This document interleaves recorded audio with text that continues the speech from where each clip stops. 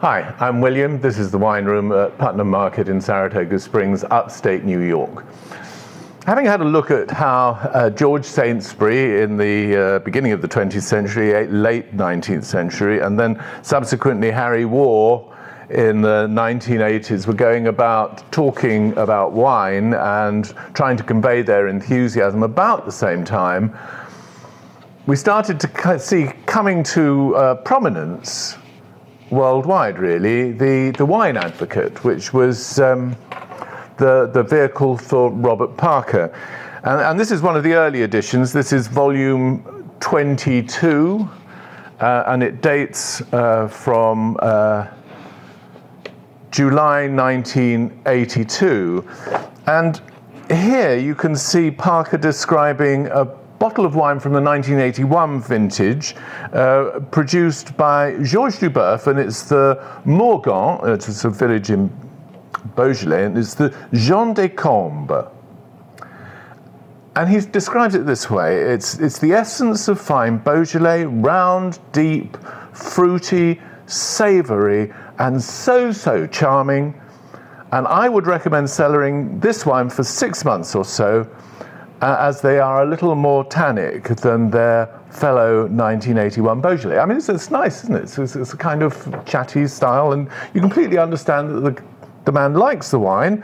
There's no score attached to the wine here, just simply a recommendation. But if we swiftly move forward here, we're looking at 2009, and you can see that this thing has put on weight somewhat, and it's not just the pamphlet which is put on weight, everything's put on weight. And here we've got the 2008 Morgan Jean des Combes, the same Georges Duboeuf wine.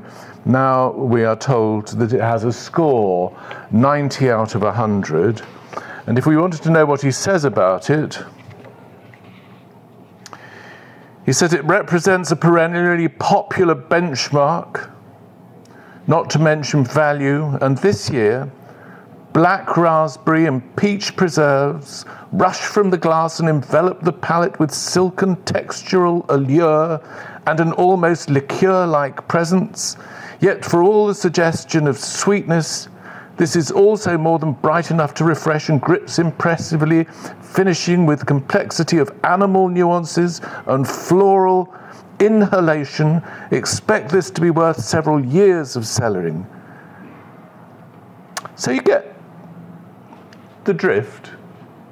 We've moved into a sort of descriptions which is taken straight out of the produce section of the grocery store.